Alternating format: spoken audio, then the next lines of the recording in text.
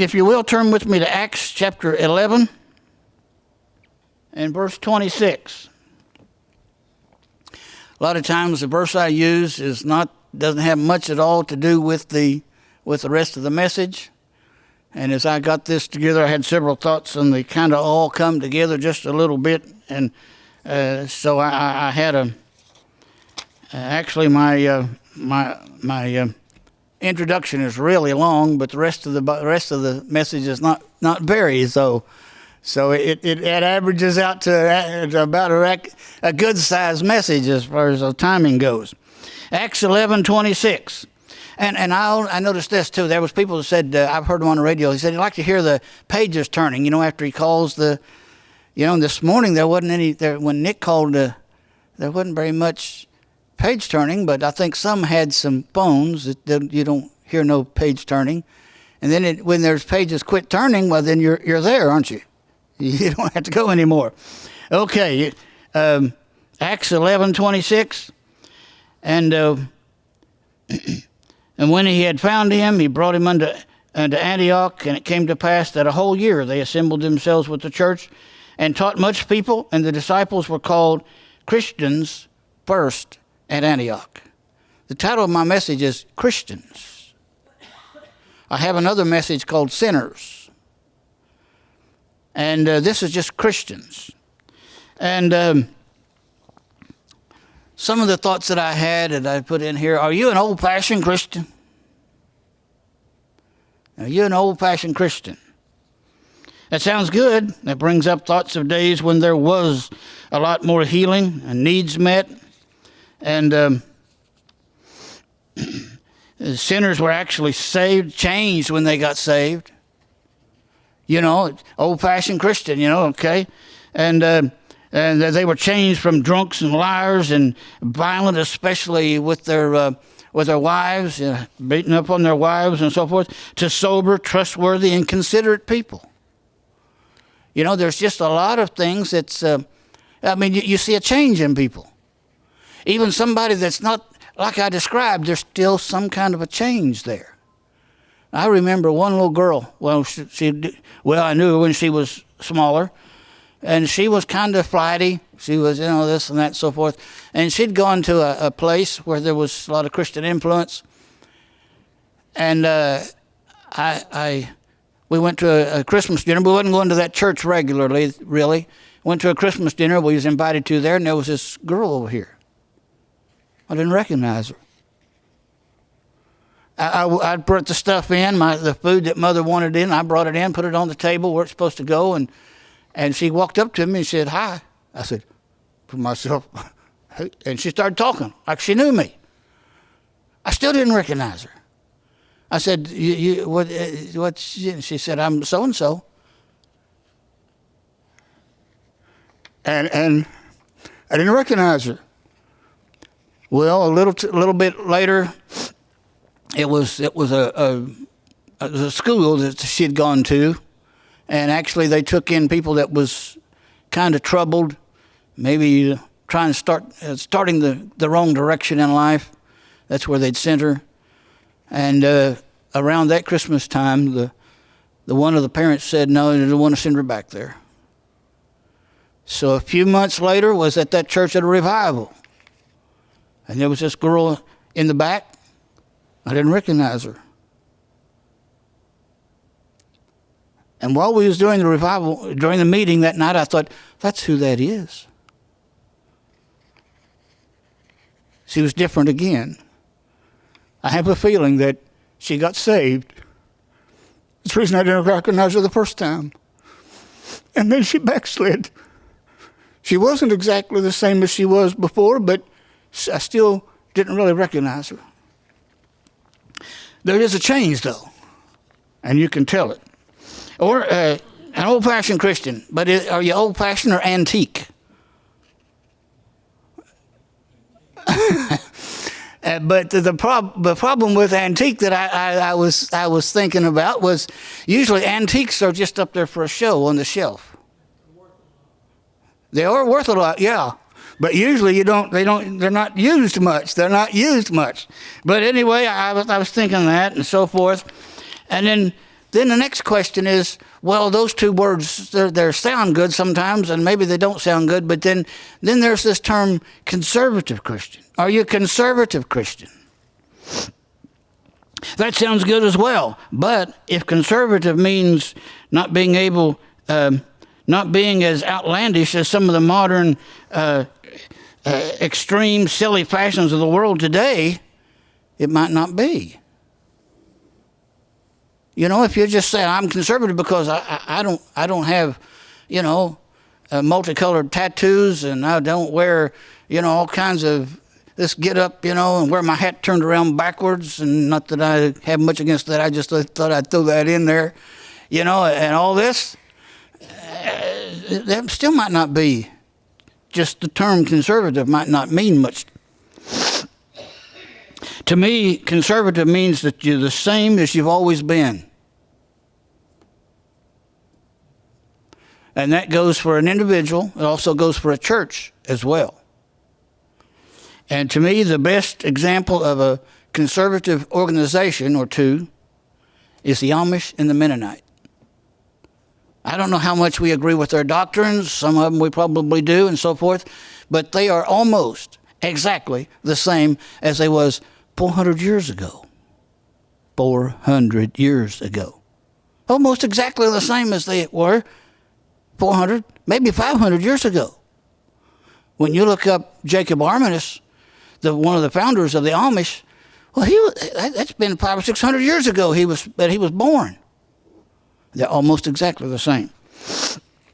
Sometimes the Quakers as well. Are you a coasting or a complacent Christian? Just going along with the flow of the church? What the manual committee says, you know. Some of the churches have a manual committee for their general thing. Just go with that. A pastor told his church, you're on the right track. Well, that's okay. I see one of you grinning a little bit. But it seems to me that locomotive didn't have very much steam in it. But first off, it didn't seem to have a lot of power or water.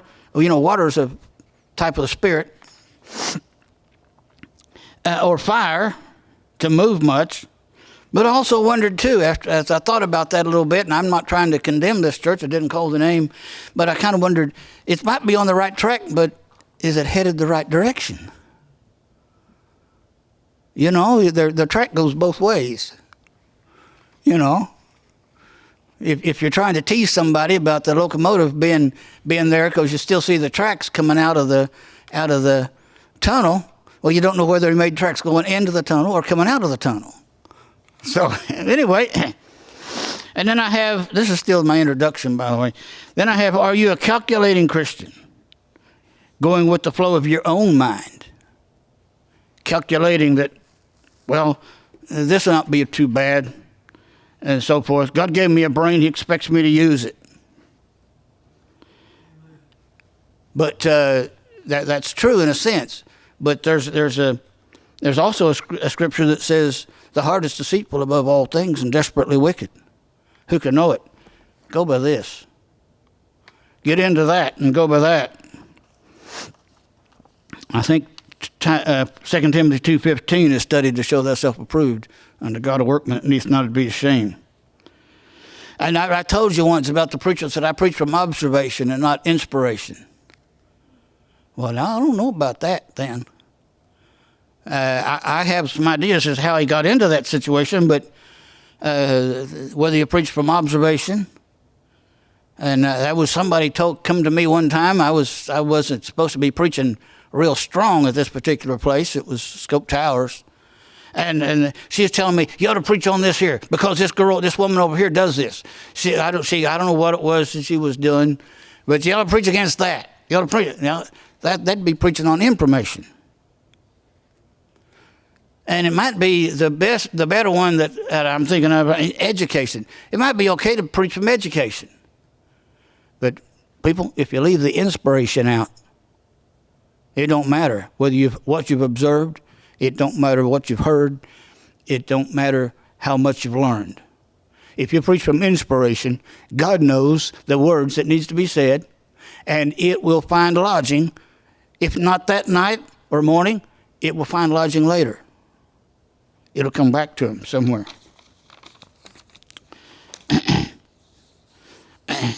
Are you a compromising Christian? I've heard people say, I've got new light on this. And sometimes they actually mean different light. Yeah, I can remember, I talk about John Hundley a lot. John Hundley was saying, here's the scripture. And then he said, but did you ever see it this way? He'd turn his Bible, did you ever see it this way? Well. Going with the flow of the world. And you might say, well, I'm not as bad as all that.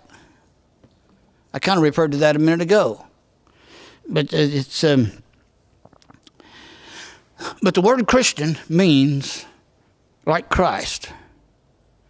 Christ-like. And how much like Jesus Christ are you? Talking about Christians. How much like Jesus Christ are you? I think we all have a lot of, including the preacher tonight, probably have a lot of doing to do to be like Christ. I also have a message. He said, the things that I do, ye shall do. Then he went on to say, greater things shall you do. He deliberately did not do some things so that the church and the people in the church could do those things. We must study the life and record of Jesus to know what he was like.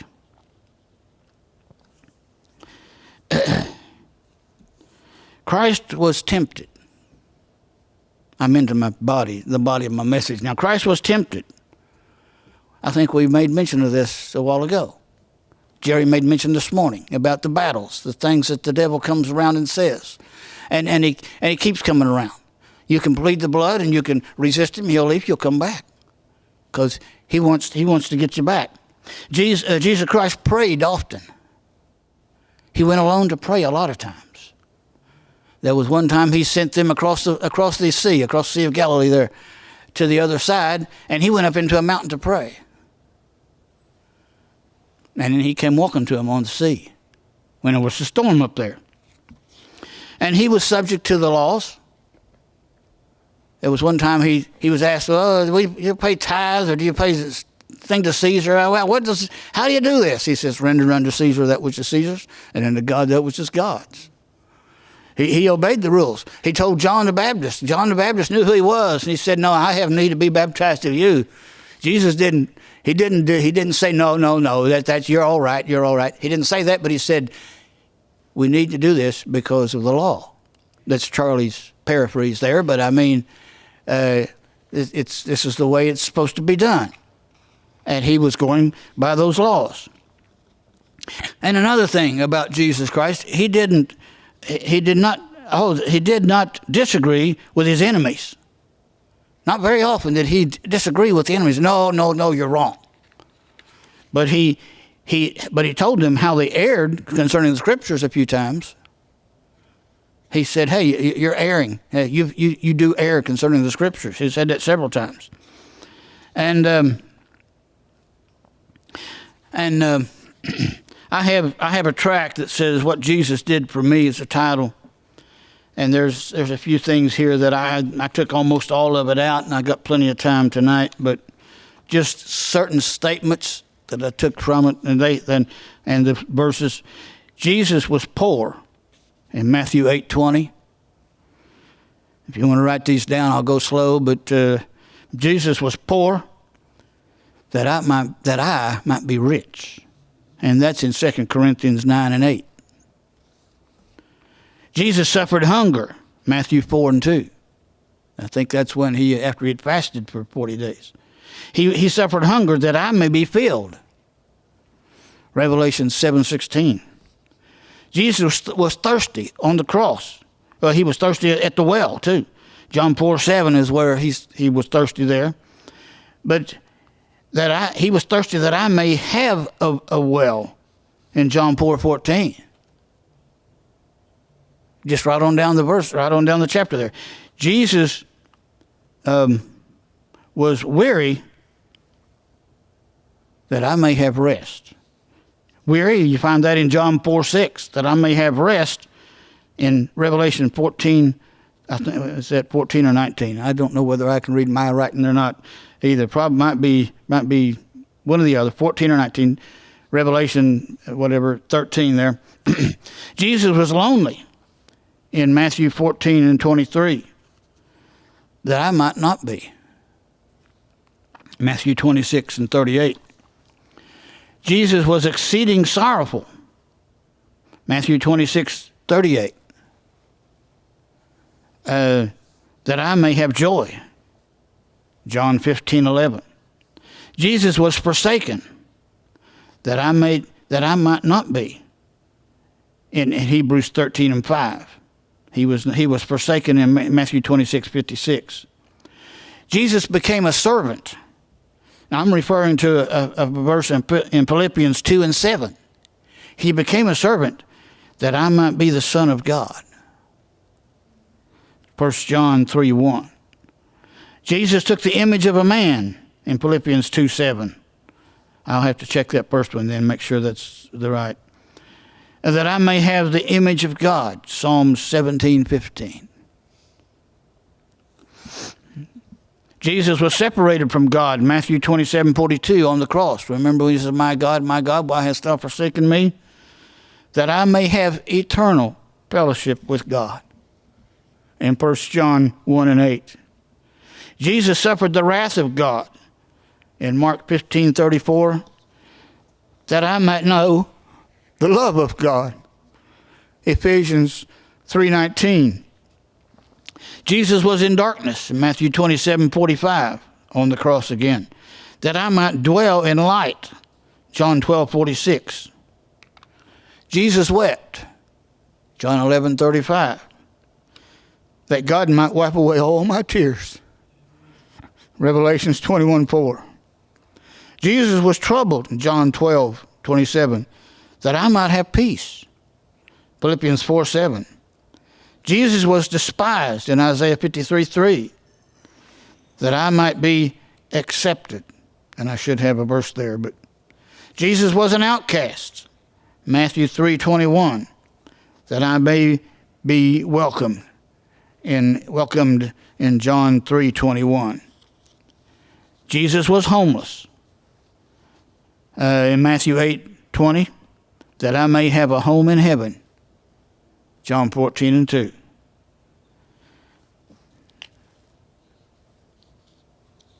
And I got this one too. You've heard this probably, but I've made this. I cut it out of a place, of a thing, photocopied it and so forth. What kind are you? I'm talking about Christians. That's the way I've started. Are you old-fashioned or antique, conservative? What kind of Christian are you? Some people who profess to be Christians are like a wheelbarrow. They must be pushed and are easily upset. Right? If you got, so sometimes, how many times have you upset a wheelbarrow because the load shifted or something? Some are like a kitten. They purr contentedly when you pet them. Some are like a football. You never know where they're going to bounce next. Some are like a balloon. They're full of hot air and ready to blow up. Some Christians are like a trailer. They must be pulled along. Some are like a kite. They must be kept tied to a string or they'll fly away. But there's a few. There's like a good watch. Open-faced, pure gold, jewels inside, and quietly busy, full of good works. That's the kind of Christian that we need to be. Open-faced. Another word to say that is transparent. You hear some of the politicians saying that we're going to have a transparent administration here. And it's not much more transparent than any of the rest of them. But just kind of a little inventory to take of yourself. What kind of a Christian am I? Am I just old-fashioned because I've been around church 50, 60 years? I mean, I've been around church 70 years. Am I old-fashioned just because of that? Or do I think do I agree with I think it was Jeremiah, asked for the old paths and walk therein. Wherein is a good way. It's been good for generations. It should still be good for us today.